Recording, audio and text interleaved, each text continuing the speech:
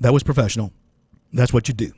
As a minister of the gospel, over my body of work, Lord knows I have traveled many, many miles when I was a younger preacher to do revivals and go do sermons and so forth for various churches, not only in this area but other places in the country. And we travel many miles and get there storming and what have you. It might be 10 people there. But because of the calling that I do have now and had then, I'd preach as though it was 10,000 in attendance. And so, and I certainly hope that I bring that same type of energy to the pulpit when I go there and to this radio program when I'm doing this one. And I thank goodness and I thank you, the listeners, and my advertisers for being a part of the most listened to show at the 35 and over age bracket. And that's why I want to bring the millennials on, because I would like to have them engage in the process, not necessarily agree with everything I say because I'm their father's age, but I would love to have a conversation with them so that I can see where they're at and they can see where I'm coming from. You need to have that conversation with your young people too, your grandchildren as well, the Gen Xers as they're called. Now, we were talking about John Bell Edwards being either a liar, being stupid, or believes that we're stupid.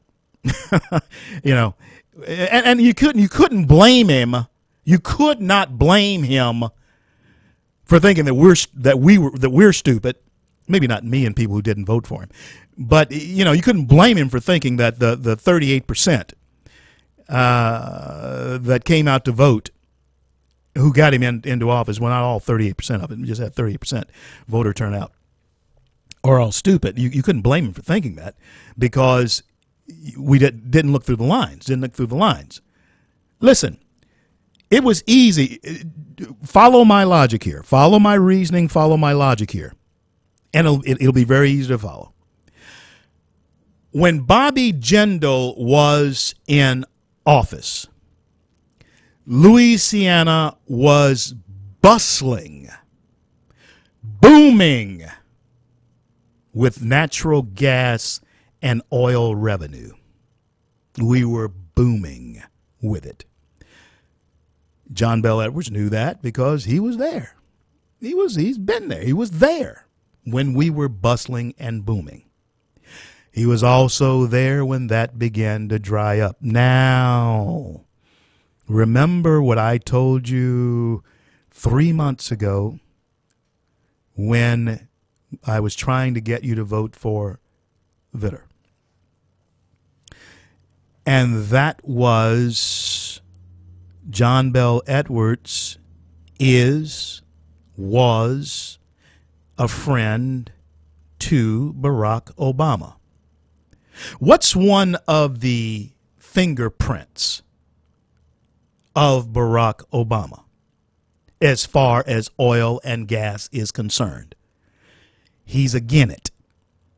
He ain't for it, which means that he couldn't possibly be for a state like Louisiana, because oil and gas is our life's blood.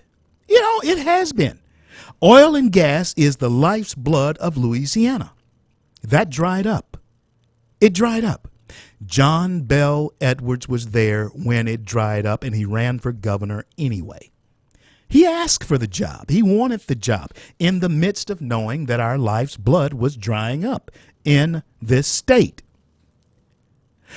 And so we could run, even though we shouldn't be running that type of deficit, but we could run a $900 million deficit with oil revenue being the way it was.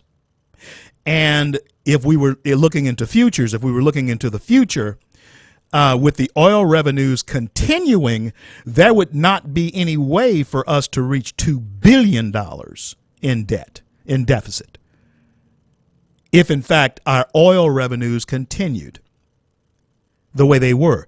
John Bell Edwards knew that. He knew that they were drying up. They were not continuing. The oil companies were leaving. The gas and oil fields were shutting down. Knew all of that. And so for him to come on and pretend as though this was something that took him unawares, he either thinks that we're stupid or he's lying. And if you want to swallow that, then he has every right to believe that you're stupid.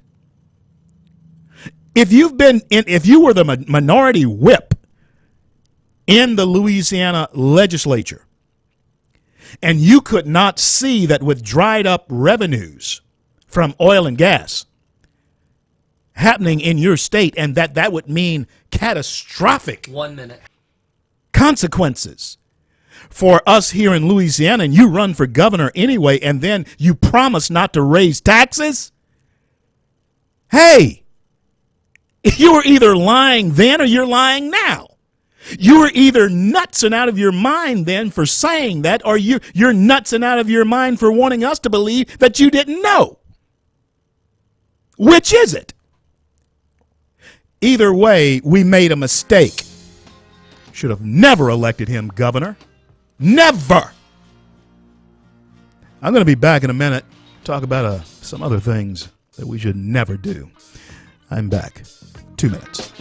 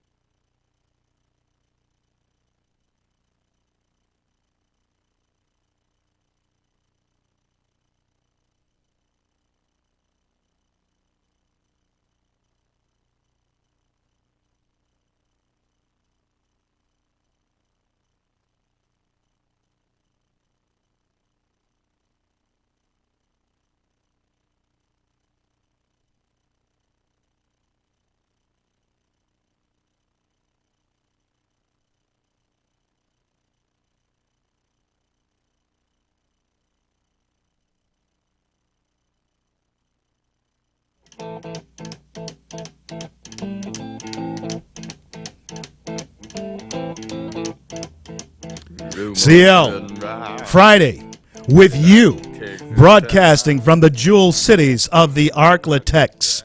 I want to welcome aboard all of our friends in southern Arkansas and East Texas and throughout North Louisiana. Thank you so much for joining us, and all across the fruited plains of the greatest nation on the face of the earth, and that would be America, the greatest success story the world has ever known. That would be America.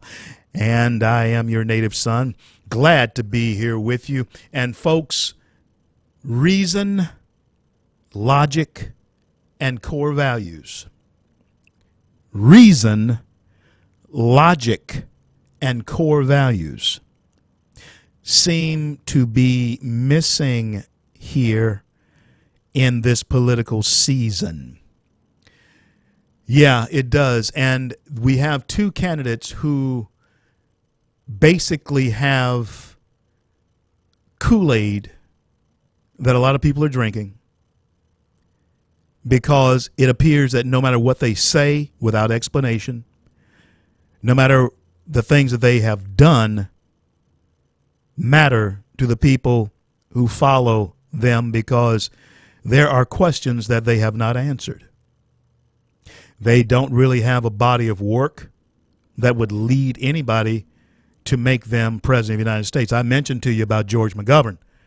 One of the things the Democrats want to avoid is another George McGovern. Bernie Sanders will be that for the Democrats if he should get the nomination of his party. And Hillary Clinton happens to wind up in jail. It's the only way she's not going to get the nomination for her party, for the Democrat Party, is that she gets indicted. Once she gets indicted, hey, all bets are off. Joe Biden, tune it up, because you're going to have to come riding in and save your party. That's what you're going to have to do. You're going to have to save your party, because she's going to drive it right into the ground. Bernie will drive it right into the ground. Bernie will give you a catastrophic lose in the 2016 election. Not because he's a bad guy. I kind of like Bernie. It just reminds me of somebody I used to know somewhere, and maybe somewhere that I used to live. Maybe he reminds me of somebody I knew in Florida. He reminds me of a Jewish friend I had in Florida. That's who Bernie reminds me of. But let me tell you about logic, reason, and core values, how that doesn't seem to matter any longer in the American mindset, and tell you why I'm saying that. The fundamental change of both parties will definitely take place in reality if Donald Trump gets the nomination for the Republican Party. The Republican Party will not ever be what it says it is again. I'm talking about in its core. Because the time has come when the party of conservatives would not have just coronated a John McCain or a Bob Dole or a Mitt Romney as far as a moderate is concerned. And all three of those men are moderates. I mean, there hasn't been a conservative since Reagan. All three of those men are moderates. Even George W. Turned out to be moderate.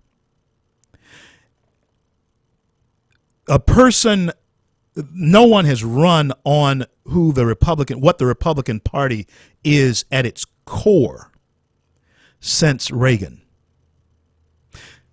And if Donald Trump gets the nomination, then just by the statement of nominating him as the standard bearer for the party will fundamentally change the entire picture of who they are.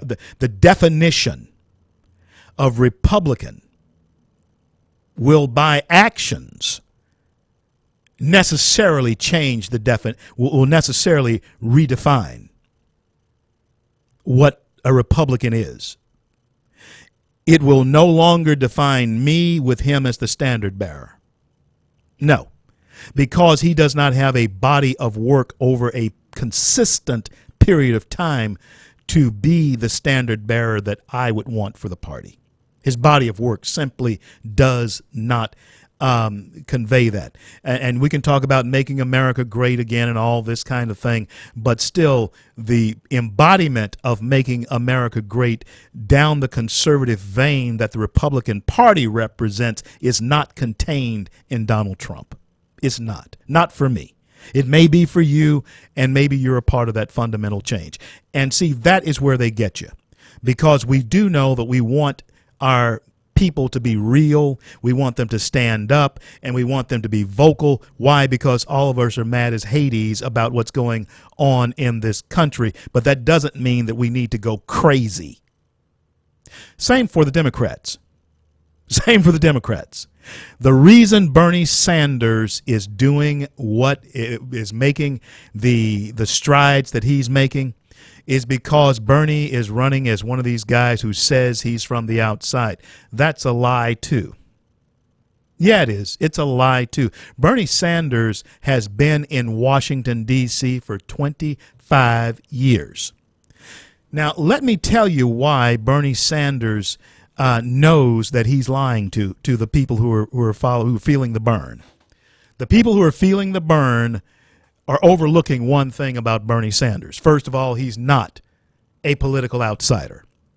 He's not. He's been in Washington, D.C. for 25 years. I think it was 16 years as a congressman in the House of Representatives, and I think it's 9 years in the Senate. Now, in that 25-year period of time, he was there when Nancy Pelosi and Harry Reid controlled the House and the Senate. He was there when Barack Obama was elected president of the United States with a veto-proof Congress and a Senate to back it up. He with a veto. And guess what? Bernie is a true believer. He's been wanting to do the things he's talking about now that he has the bully pulpit. He's been talking about that for years.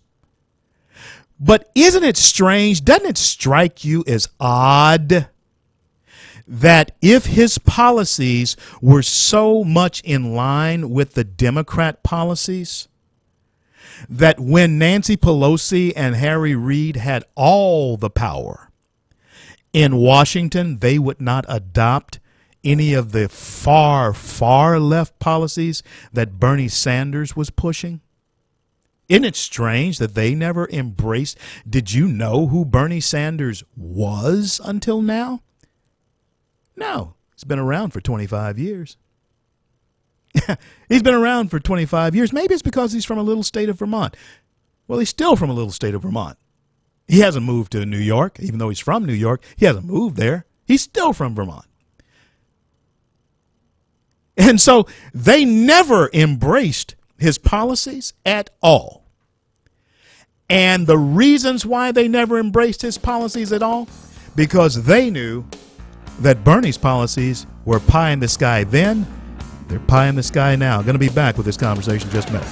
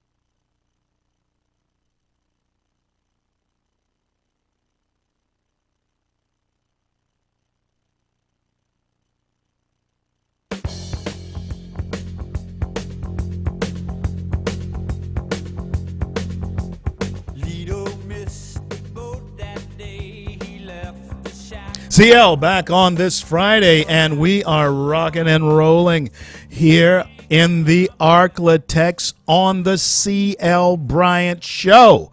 I love saying the most listened to radio show among the 35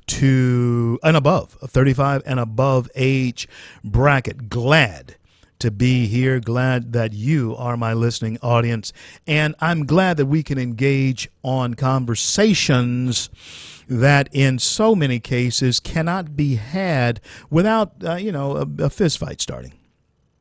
No need for that. No need for that whatsoever, because my show, The CL Bryant Show, is a bridge to conversation. You don't have to agree with me. My goodness, I can't be right on anything anyway, although most of the time but anyway, but I can't be right on I'll tell you one thing I was right about. I was right about John Bell Edwards, and I was right about Barack Hussein Obama.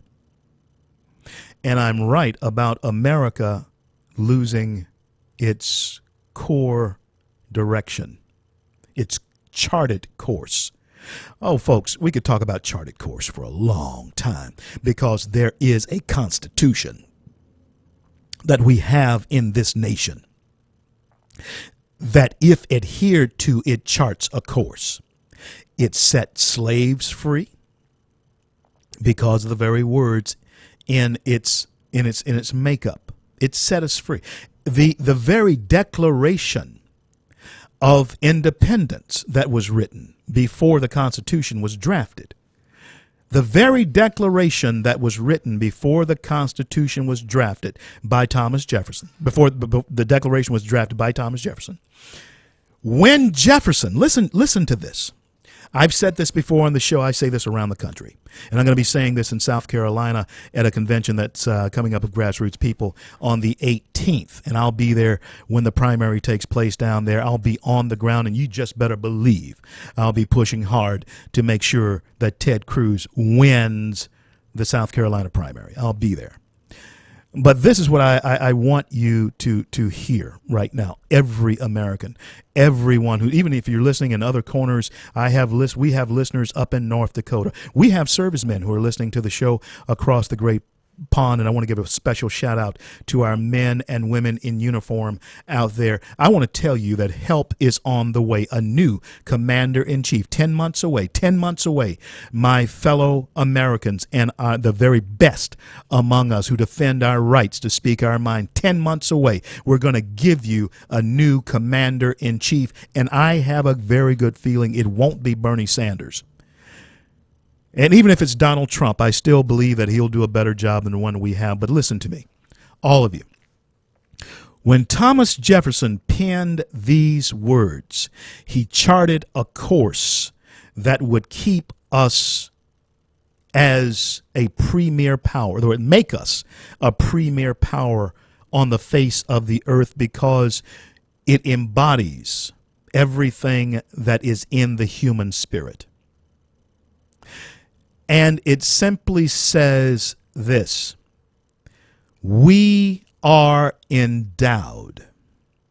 That endowment, that's an endowment. An endowment, if you know what an endowment is something that is set aside for your benefit, for us to profit from, to use as wealth.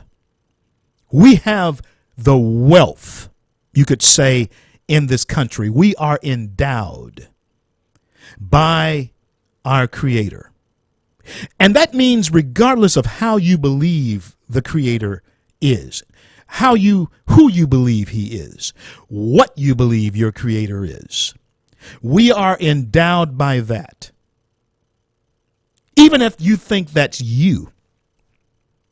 I want you to hear me.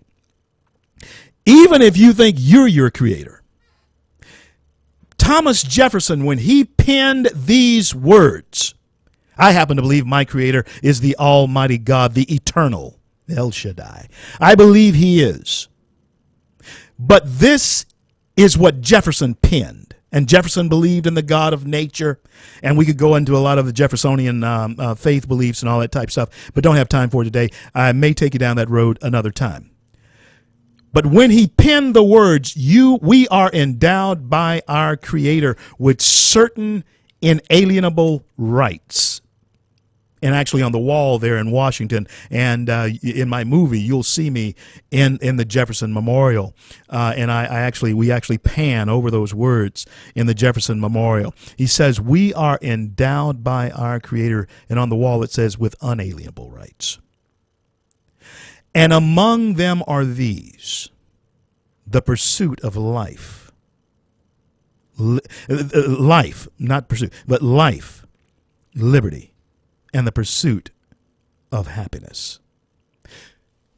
Even though my ancestors were in New Orleans at that point in time when he penned those words in 76, even though my ancestors were there, when he penned those words that we are endowed by our Creator with certain inalienable rights, and among these is life, liberty, pursuit of happiness, he guaranteed for my ancestors who were in slavery, for some of your ancestors who were serfs, for some of your ancestors who were bond servants here. I mean, they came over here as servants themselves.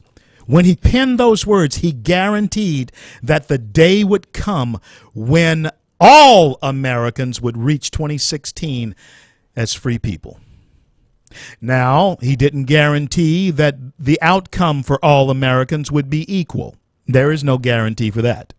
But he did guarantee that the opportunity would be there for each and every one of us. That was the course that was charted in that declaration.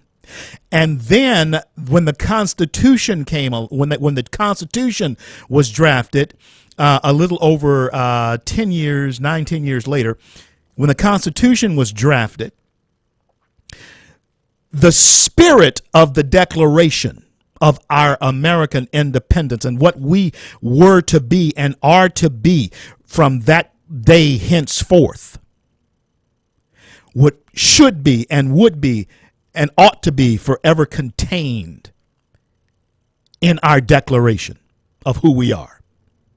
Now, this is how I know that we're off course. Because here we are almost 240 years later,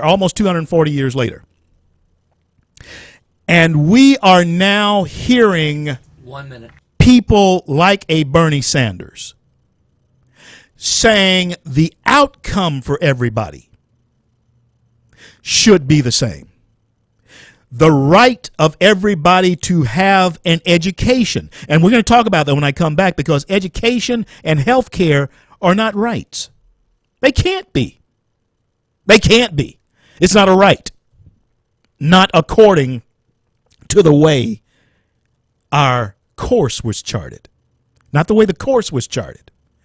And I'll talk about that when I return. I want to thank our sponsors, Holmes, Honda, European, Bailey's, Fine Jewelers, and Giuseppe's for sponsoring this segment of the C.L. Bryant Show.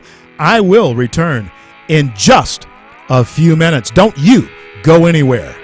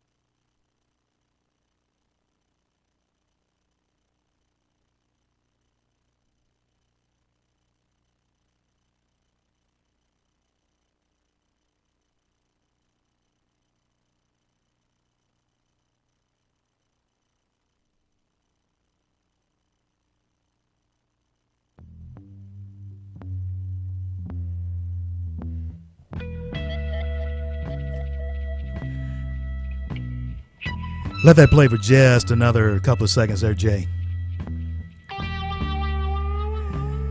That is Dazed and Confused. That's Dazed and Confused.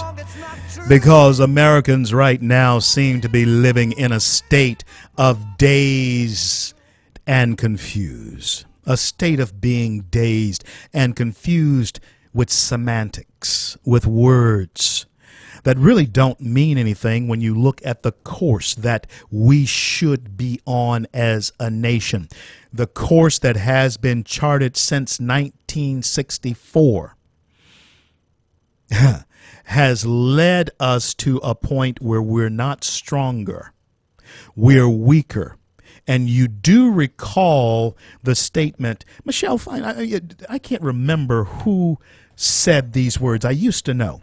But if, in fact, you don't learn the lessons from the past, you don't learn the lessons from history, you're doomed to repeat them. Folks, that's what's happening. There were lessons that we should have learned from history, from the time of 1964.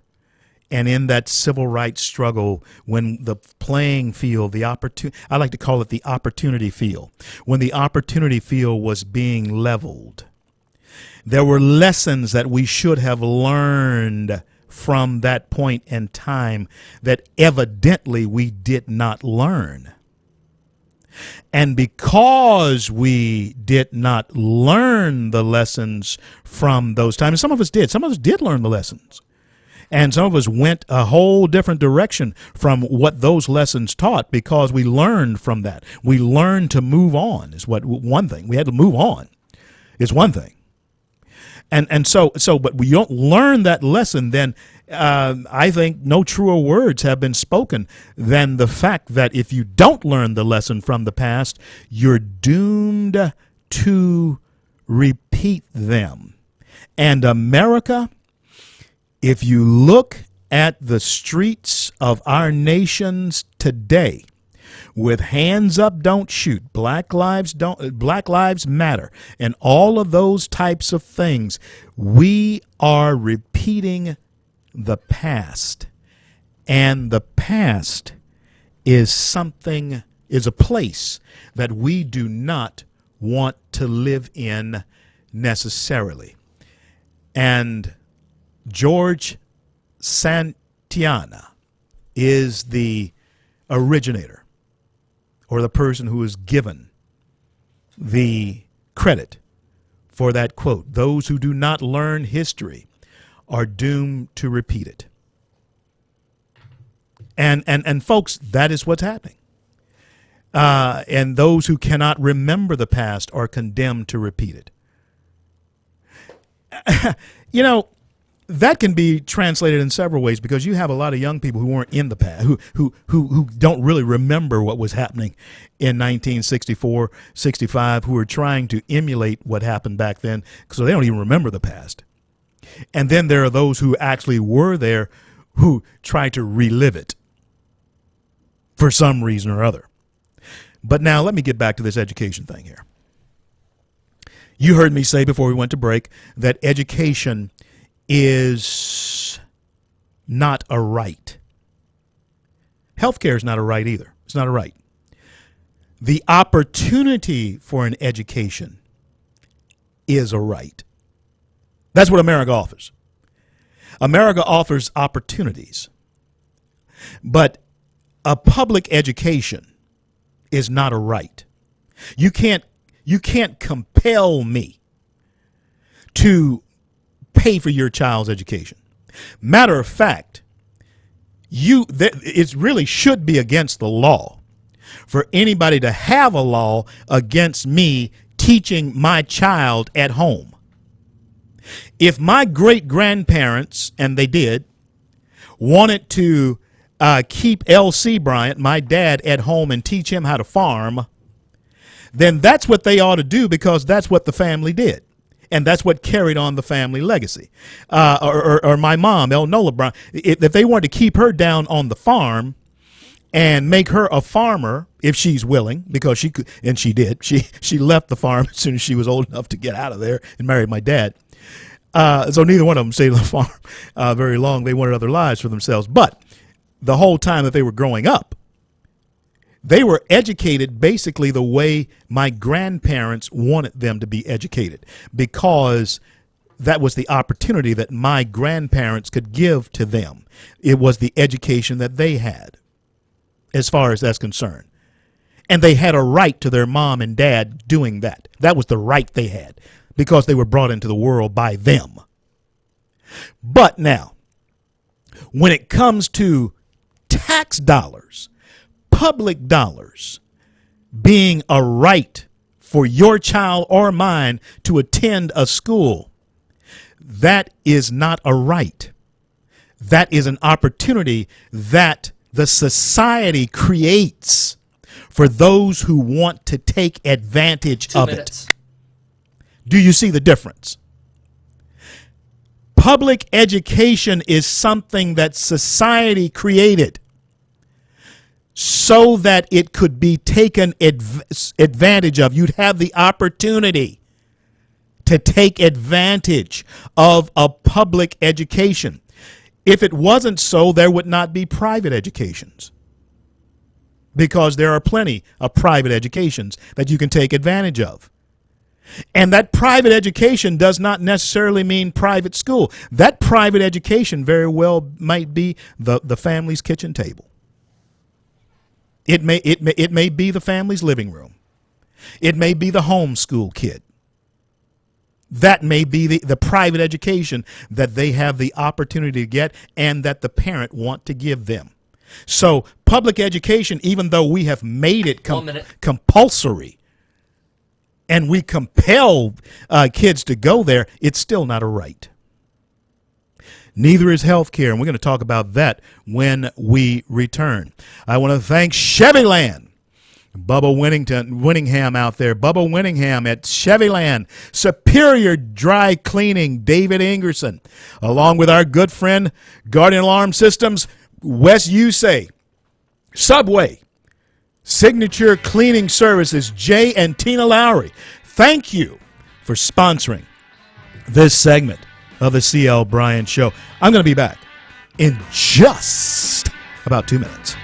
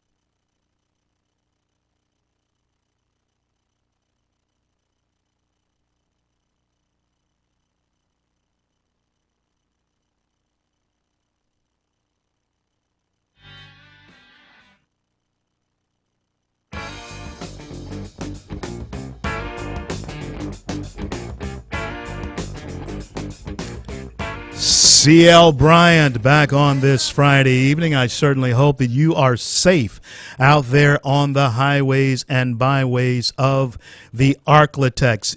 Wherever you are in the Arklatex, whether that's southern Arkansas, East Texas, or across the fruited, across the North Louisiana. Hey, it's been a long day, y'all. But across North Louisiana, I want to tell you, I hope you're safe out there, and then all of our friends throughout the fruited plains of the greatest nation on the face of the earth. Let me tell you, healthcare is not a right either. Bernie Sanders last night on the political stage, on the debate stage, misidentified both of those things. You don't have a right for me to pay your insurance. You don't have a right to my money paying for your health care. Pardon me. I don't have a right to your money to pay for my health care. I should have the opportunity to purchase it, or at least purchase a plan that I can afford. It should be affordable. And that's how they present it. Pardon me, folks. That's how they presented Obamacare to us. And in fact, that's what they call it, the Affordable Health Care Plan. And all of you know that that is not true. Just talked to a guy the other day. His health care plan just went up $300. Or as they say it when in the hood where I came from, $300. That's how much I grew up on Milam Street, upper end of Milam Street, 2926. That's where I grew up. And that's how much, and he was appalled that his health care plan had gone up that much. Would it have stayed below that had it not been messed with? I believe it would have. But it was bothered. And the person who bothered it, above all other things that he could have done, above building the peace bridge between the races, being a biracial president, above all the other things that Barack Hussein Obama could have done, above keeping our military absolutely strong so we're not salvaging parts off of old vehicles to keep the ones that are out there rolling, above keeping our nation safe even after we had been struck by terrorists back on 9/11. Out of all the things that Barack Hussein Obama could have done to move our country forward, no, he chose to raise your health insurance and make me and others pay for it. That's not a right. because you don't have a right to my money. And one of the reasons why Obamacare is unconstitutional is because you cannot compel me to buy a government product. Obamacare is a government product. That's what it is. And Americans you cannot compel us to do that. You can't make a law saying that we must buy a government product unless it is to indemnify other Americans against you. That's why you have to have car insurance. But you don't have to have life insurance. But you have to have car insurance because you drive on state paid for highways and sometimes federally paid for highways. And because you drive a car that you purchase on those government paid roads, then you must have insurance ensuring what has to transpire if something happens to you and your car on those roads, especially in relationship to other citizens. That's why you have car and auto insurance. That's why it's compulsory throughout the 50 states. I believe it's compulsory throughout the 50 states. Because of what can happen not to you, but what you can do to somebody else. But the reason you have health insurance is strictly for you, and that's going to lead me to eminent domain here in just a minute, and why I've been beating up on Bernie Sanders, and even though, like I've tell my Trump supporters out there, if your guy wins, even though I don't agree with a lot of things he says, and a lot of things he has done in the past, if my guy Ted Cruz does not win the nomination, if Marco Rubio doesn't win the nomination, and Donald Trump wins the nomination, I'm going to be on board with Donald Trump because at least, and I hate to use this term, but it is a term that would apply, he would be the lesser of choosing Bernie Sanders or Hillary Clinton. And I have actually heard Republicans, and I don't understand this at all, I've actually heard Republicans say if Trump got the nomination, they'd vote for one or the other, of Hillary or Bernie. I won't do that. I can't do that. So that's the same to me as a Republican in this state saying that they'd vote for John Bel Edwards over David Vitter. That's stupid. Anyway, healthcare, not a right. Education is not a right. But what is a right? What do we have a right to? We have a right to American opportunity. We have a right to American opportunity. Not a right to equal outcome, because the things that are being promised right now by Bernie Sanders for sure is pie in the sky. And tomorrow night at the Republican debate, I am telling you that there's going to be some who are Trump supporters who will always be Trump supporters. And as he said, he could go out in the middle of Fifth Avenue and shoot somebody and they'd still be Trump supporters. More power to you if that's just how deep you are into that, because I started last segment by saying that reason and logic in too many cases is gone out the window. And Trump somehow knows this. He knows that Americans have stopped being reasonable. We have stopped being logical. And we can be told anything that makes us feel good. And we will take it, we will run with it, we buy it, we eat it up. And one of the reasons for that is because we have felt bad for so long. And we want to do anything. We will put anybody in office who makes us feel good, whether or not that person can deliver or not. So, folks, let's look at this. When we return, just how good and just how long will Mr. Feelgood, Dr. Feelgood, make us feel when we come back?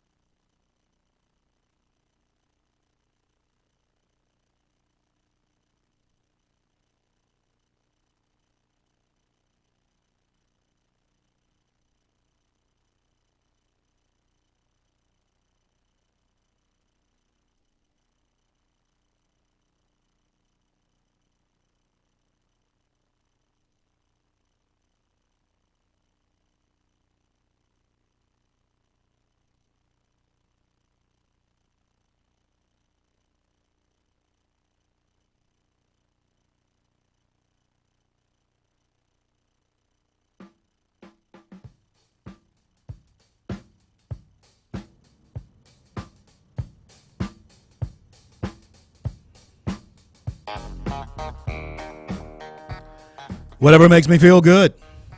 Whatever makes me happy. After the Obama administration, America seemed to be wanting to settle for the feel good instead of taking the medicine of what will be real good. We cannot go along with just feeling good for an election when the effects of that feel good wears off soon after the election. And keep in mind that it was 1 month ago yesterday that Louisiana inaugurated John Bel Edwards to the governor's chair off of a lot of rah-rah and stuff that really was not true. I tried to tell you. But I don't know why you didn't listen. Do you think I spend all this time in the air, in and out of Washington, D.C., and involved in this political process without not wanting to bring back to the state the real skinny on what's going on here from a conservative perspective? I'm not bringing it back from a liberal perspective, although I have seen the other side of this street. I was the president of the NAACP in Garland, Texas. My 2-year terms. I was in 86 and 87. 2 years, both those years. I was a 2-term president over there back in 86 and 87. And we were engaged in a federal lawsuit in Garland, Texas that we didn't win, but we settled it. And the magnet schools that are in Garland, Texas happened just a couple of months after I left them. I left the NAACP. Why? Because I would not play ball with an organization that was going to carry the group of people that I was leading to where they are right now. It started. Even before then, it started. It started about 15 years before then, right after the death of King. It started. The NAACP was not the same thing that it is today when Dr. King was alive. It wasn't. But it began in earnest around 1980. Well, actually mid-75, around 75. That's when it began in earnest to be hijacked by the progressive liberals. And so the reason I'm engaged in this process, very much like Reagan said, I didn't leave them, they left me. I walked away because they had left me. I went. They had gone so far down the road, and I look up and they're over here. They're over in the field somewhere. And I just said, well, you guys just keep going. I'm going to go my way. And I found out my way was a way that was the same way of my grandparents and the people who came before us, and even the people who came before the people that I left. The policies of that organization, the progressive liberal policies of Democrats at this point in time is not the policies of L.C. Bryant's party, my dad. They're not even the policies of John F. Kennedy. And even though Robert Kennedy was much more liberal than his brother, John F., it's not even the party of Robert Kennedy. They have left the core of it. They are off. And now you have an avowed socialist. The man is an avowed socialist who is leading the pack, who is the front runner, the effective front runner for the Democrat Party. So I know that I'm telling the truth because my lying eyes, my lying ears are telling me that this isn't what the Democrats were. And I am telling you without any reservation that if either one of the front runners for either party become president of the United States, then Barack Obama, either way you cut the cake, he won. Yeah. Either way you cut that cake, the fundamental change of America will have taken place. If Bernie Sanders wins, the Democrat Party, forget about it. If Donald Trump becomes even the nominee of the Republican Party, it has changed. It's not the same. And Louisianians, let me tell you something. Louisianians, you heard the speech last night. If you were listening to the show last night, 2 minutes. You heard Governor John Bel Edwards' speech last night. What did I tell you before he was elected? I told you that he was a part of a progressive liberal design. I told you he is a part of a progressive liberal design to make this state codependent upon government expansion. And you can believe it. You can believe what you see or not. And when it comes to figures, when it comes to mathematics, and Monday I'm going to have a mathematician on here. In fact, I may call my good friend Matt Kibbe, former president and CEO of Freedom Works. I may call my good friend Matt Kibbe, who is an Austrian economist, and have him on. And any of you mathematicians out there on Monday, please call in. Math, numbers don't lie.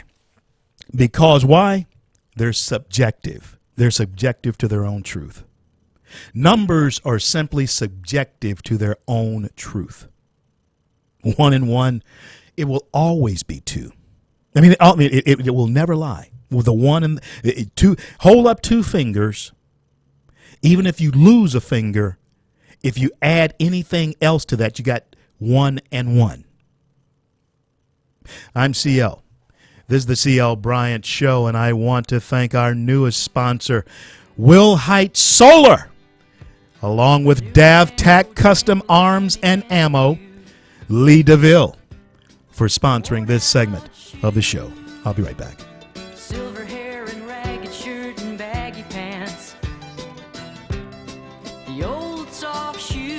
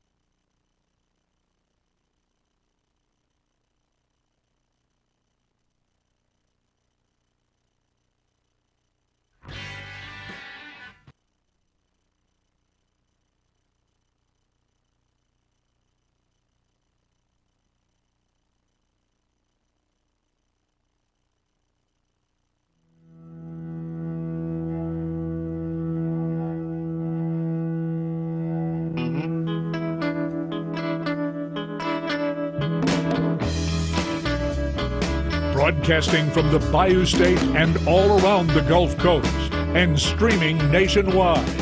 This is the CL Bryant Show. CL back with you here on the home stretch of this Friday show, and very happy to be here with you. You know, Valentine's Day is coming up on Sunday. Let me tell you the gift that I gave to my wife. It was a handgun. Oh, yeah. It's a handgun. And I got it from my friends over at DavTac Custom Arms and Ammo. Got it from my friends over at DavTac Custom Arms and Ammo. Lee DeVille, you go in there, he'll fix you up. listen, you have plenty of time to get in there tomorrow and buy a handgun. Not only am I buying her the handgun, but I'm getting her the lessons to carry that thing concealed. Oh yeah, and if you buy a handgun for your daughter, for your wife, for whoever, you buy for yourself, buy the whole family one. I'm a Second Amendment enthusiast to the absolute core, to the core. I will defend the Second Amendment, as Charlton Heston said. As Charlton Heston said, they can have my gun when they pry it from my cold dead hand. Oh yeah, and so DavTac Custom Arms and Ammo. Go over there and get great birthday present. Listen, in these perilous times that we live in, learn to use a firearm. Don't be afraid of them. You do now. Talk about rights. We want to talk about rights.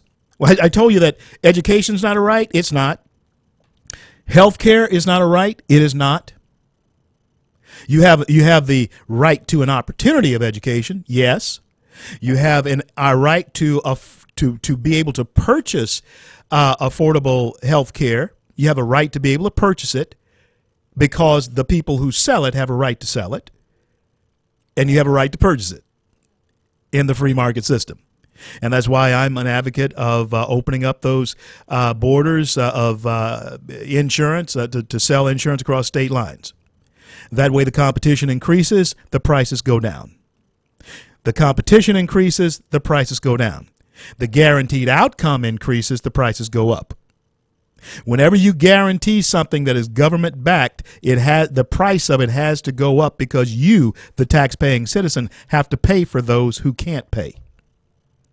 But once the competition increases, not only do the prices go down, but the job opportunities go up because the competition is now increased.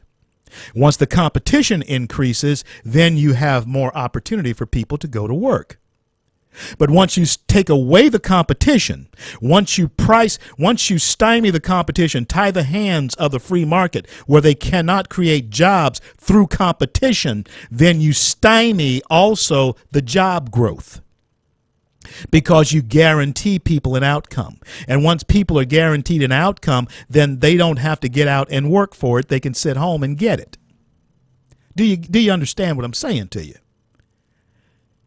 That's what we as conservatives embrace. We embrace the opportunity to increase the competition, not to limit the competition, but to increase the competition. Because the competition, if I'm as good, better, and even if my drive and my goal excels yours, then I'm going to make more money than you, which means that you're going to have to work harder to make more money than me. And somebody may say, well, that's just money driven. Listen, that pays the bills. What's happening is, and what it means too, is that you're paying your own bills. Once you get into that, money does pay the bills. Solomon said money answers all things. Solomon said that's scriptural. Solomon said money answers all things. But the love of it, when you start loving it, but now when you understand that the love of it is the root of all evil, but the lack of it is evil too. Do you understand? The love, once you fall in love, and that's all, it becomes a god to you. That's all you're about is making money. No, what I'm about is the competition to exercise my God-given gifts. And money comes along with that. Even Jesus and the disciples always had a money purse around. And there was a guy by the name of Judas. That's why you have to be careful who the treasurer is. The guy by the name of Judas was actually the treasurer. He kept the money. He was in love with it. But money was a necessity. It was there. Now, let's go back to this. Eminent domain. Eminent domain is something that I believe in tomorrow night's debate. Tomorrow night's debate, I believe that probably Ted Cruz, And certainly 1 minute. Jeb Bush is going to lead the charge on trying to take him down with that. Jeb Bush he has one more bullet. Well, he can probably last through the Super Tuesdays if he wants to. He's got that much money. He's got his brother out there. He's got former President Bush out there on the field with him now. And so he can probably last until he doesn't want to last anymore. It just doesn't make any sense anymore for him to be there. So he'll be around for a while. And I believe Cruz has enough money to go the distance, although he does need to win or at least come very, very close tomorrow night in this debate. I'm CL. Don't go anywhere. We're going to be right back. I want to talk to you a little bit more about eminent domain.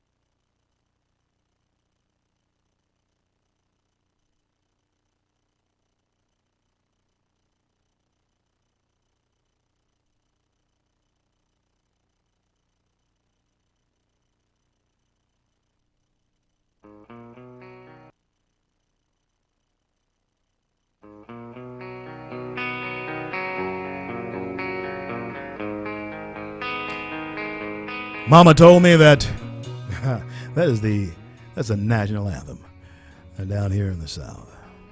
Simple kind of man. I come from simple people. I really do. I come from simple people. Weren't very well educated. I think I've told all of you the story of my grandfather, my great-grandfather. They were very simple people. My great-grandfather and my grandfather, neither of them could read their name if you wrote it in the sky. They could not have.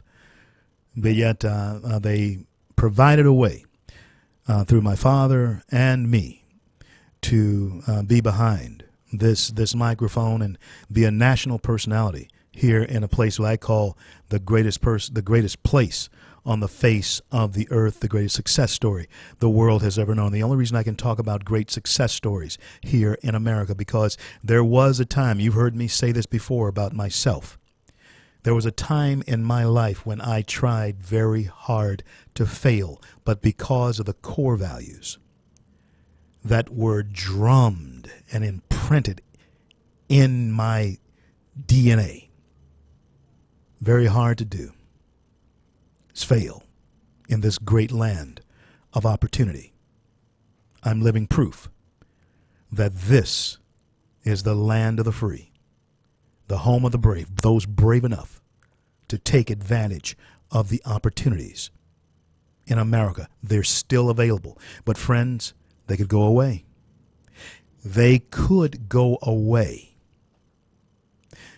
And one of the ways that they could go away is the same way they were going away in the time of the founding of this country, through the heavy hand of taxation.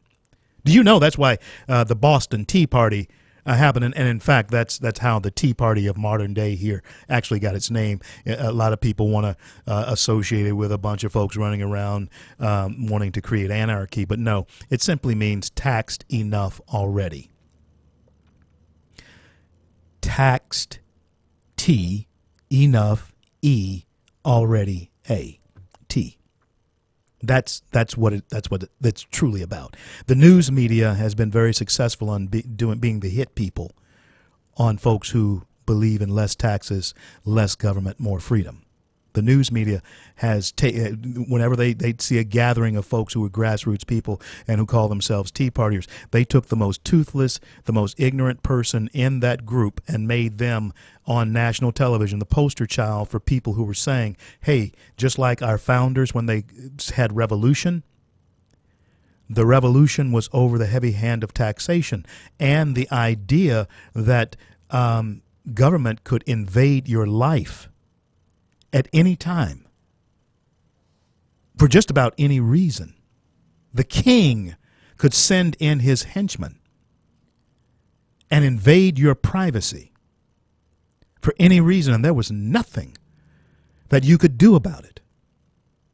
And so that's how that movement got started, because we had been taxed enough already without representation. That's how that got started. Now, eminent domain.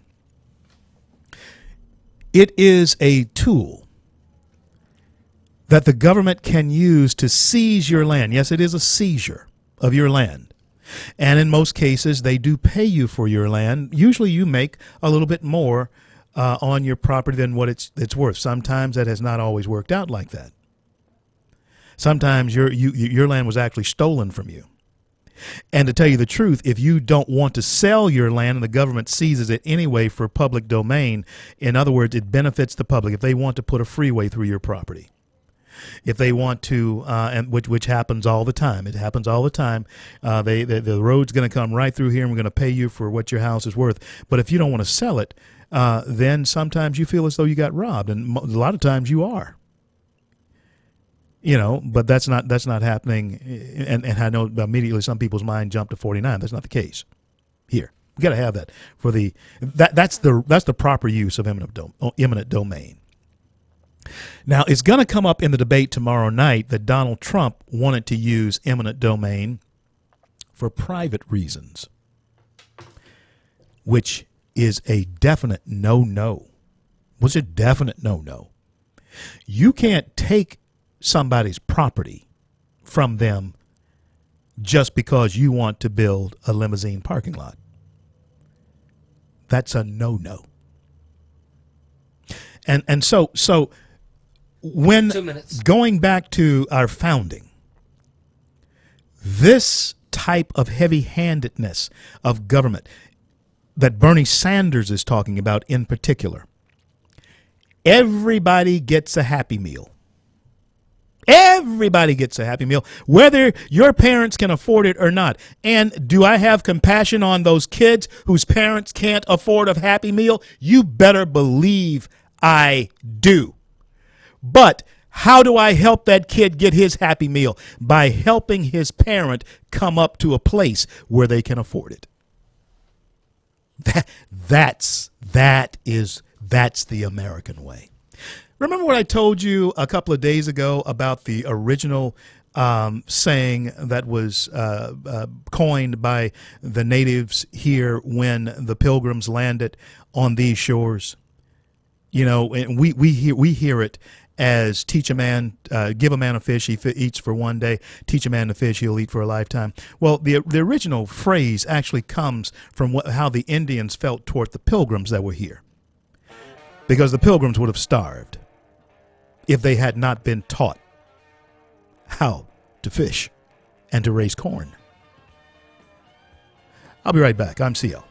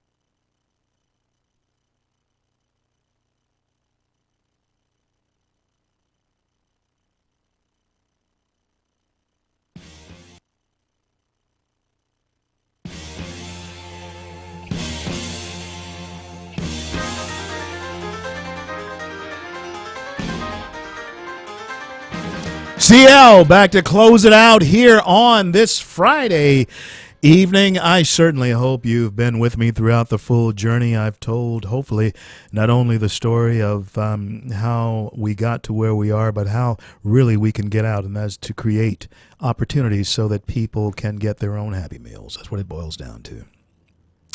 And on Monday, we're going to be here with a young man who we need to hear. We need to hear from our young people because they are the future. And let me tell you something.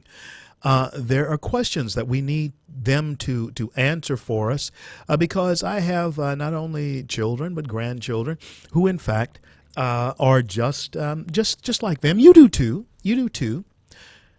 Will our nation become a mascot, a nation of mascots and kept people? I'll say it again. Will our nation become a nation of mascots and kept people? Or will it be a people in our immediate and far future, if we survive? Will we be a people who are self-reliant, hard-working, like our grandparents and great-grandparents were? I think the alternative for self-reliance and hard work is not the answer. I'm talking about the alternative. The alternative to being self-reliant and working hard at whatever you do, whatever you put your hand to do it with all your might. That's the lesson I learned from my parents and my grandparents. They worked hard. My grandfather worked hard. From as the old folks said, he would work from can to can't, from when he could see till he couldn't see. I remember when they got electricity down on their place. I was just a little boy, about 6 or 7 years old when they first got electricity in their home. I remember when Granddad and them got their first TV. I remember when we got our first TV. First TV. I'm really beginning to be long in the tooth. But I'd go down and spend the summers with my grandfather. And my dad and mom, they worked up here in town at the Shreveport Club. You know, I was raised basically in the Shreveport Club. That's where I was. My dad worked there for 44 years. Worked hard, and I think America should get back to that, working hard, self-reliance. I want to thank God for bringing us to the close of yet another week, and I want to thank him for our men and women in uniform around the globe who defend our rights to speak our minds. And until I am able to speak with you again, have a great weekend. I'm CL. May God bless and keep you all.